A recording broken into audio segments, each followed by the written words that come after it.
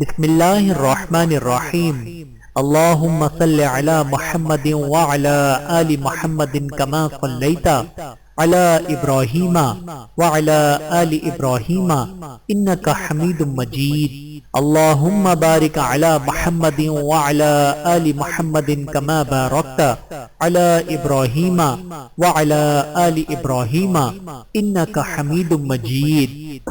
بسم اللہ الرحمن الرحیم۔ السلام علیکم ورحمۃ اللہ وبرکاتہ۔ حضرت علی کی دوسری شادی۔ سیدہ فاطمہ الزہرا رضی اللہ تعالی عنہا کی وفات کے بعد مولا علی نے ان کی وصیت کے مطابق دوسری شادی کی۔ حسن اور حسین زینب ابھی چھوٹے تھے۔ آپ نے سیدنا عقیل کو رشتہ دیکھنے کے لیے کہا تو کلبسی بنو قلاب کے قبیلے کا انتخاب ہوا۔ سیدنا علی کی خواہش تھی کہ کوئی ایسی خاتون ہو جو شجاعت، سخاوت اور ایثار کی خصوصیات سے مالا مال ہو۔ بنو قلاب کی خاتون فاطمہ بنت حزم کے گھر رشتہ بھیجا تو سردار حزم اپنی بیوی کے پاس گئے اور پوچھا کہ سیدنا علی کا بیٹی فاطمہ کے لیے رشتہ آیا ہے، کیا آپ نے اپنی بیٹی کی ایسی تربیت کی ہے جو نبی کے خاندان میں بیائی جا سکے؟ رشتہ قبول ہوتا ہے تو فاطمہ بن حزم سیدہ ام البنین سیدنا علی کے گھر جاتی ہیں تو سیدنا حسن، حسین اور زینب کو گلے لگا لیتی ہیں۔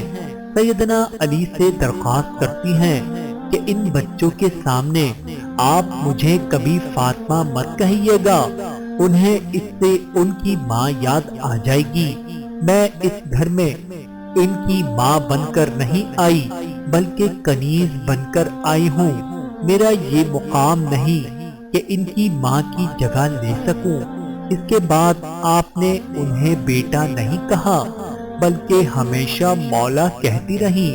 ان کے 4 بیٹے ہوئے، اس لیے انہیں ام البنین بھی کہتے ہیں، مطلب بیٹوں کی ماں۔ اپنے بیٹوں کو ہمیشہ حسن و حسین کی طرف اطاعت کا حکم دیا، ادب سکھایا اور کہا جو وہ کہیں بس حکم بجا لانا ہے، بحث نہیں کرنی۔ یہ اہل بیت ہیں، ہم ان کے نوکر ہیں۔ 4 بیٹوں میں عباس ابن علی، عبداللہ ابن علی، جعفر ابن علی اور عثمان ابن علی تھے۔ سیدنا عباس علیہ السلام لشکر حسین کے سپہ سالار بھی رہے۔ شجاعت میں یہ ایک مقام رکھتے تھے، دونوں ہاتھ سے تلوار چلاتے تھے۔ جنگ صفین میں سیدنا علی نے ان کو بھیجا تو محمد بن حنفیہ کہتے کہ مولا آپ صرف عباس کو کیوں آگے بھیجتے ہیں؟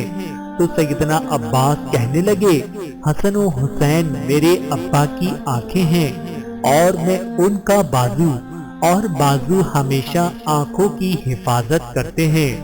حالانکہ عمر میں حسن و حسین سے چھوٹے تھے، مطلب کہ یہ سوال بھی نہیں بنتا۔ ماں کی تربیت ہر مقام پر جھلکتی تھی۔ واقعہ کربلا میں جب ایک ایک کر کے لشکر حسین کے سپاہی شہید ہوتے گئے تو سیدنا عباس نے حضرت حسین علیہ السلام سے درخواست کی کہ مجھے جانے دیں۔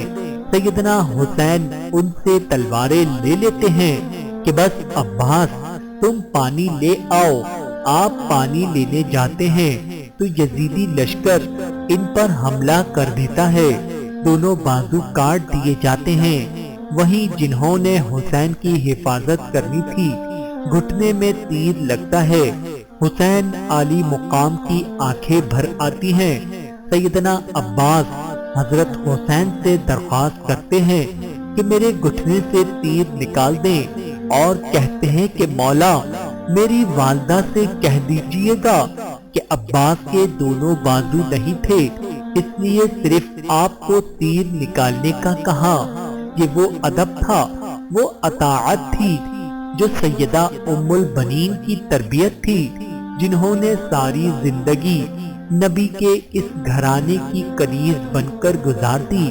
آپ کے چاروں بیٹے اس جنگ میں شہید ہو گئے۔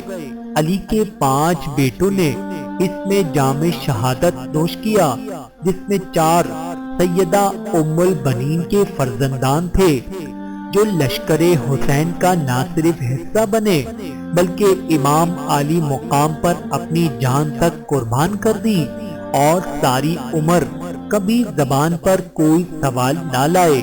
واقعہ کربلا کے بعد جب قاصد خبر لے کر مدینہ منورہ پہنچا، سیدہ ام البنین کو جب بیٹوں کی شہادت کی خبر ملی تو کہا، عباس شہید ہوا، جعفر شہید ہوا، عثمان شہید ہوا، عبداللہ بھی شہید ہو گئے۔ فرمانے لگی، سب چھوڑیں، میرے مولا حسین کا بتائیں۔ تو بتایا وہ بھی شہید ہو گئے۔ تو کہنے لگی، کیا میرے بیٹے بعد میں شہید ہوئے مولا حسین سے؟ تو بتایا کہ نہیں، وہ پہلے شہید ہوئے اور مولا کی حفاظت کے لیے خوب لڑے۔ تو شکر ادا کیا کہ انہوں نے بے شک حق ادا کر دیا۔ یہ وہ ماں تھی جو اہل بیت کے مقام کو سمجھتی تھی، جس نے اپنے سارے بیٹوں کو ساری عمر صرف اطاعت سکھائی، ادب سکھایا، خود کو اس گھر کی کنیز بنایا، اور حسن و حسین کو بیٹا نہیں ہمیشہ مولا کہا۔ خدا ہم سب کو اہل بیت کا مقام سمجھنے اور ادب و اطاعت کی ہدایت فرمائے، جو سیدہ ام البنین نے اپنی اولاد کو سکھایا۔ آمین ثم آمین۔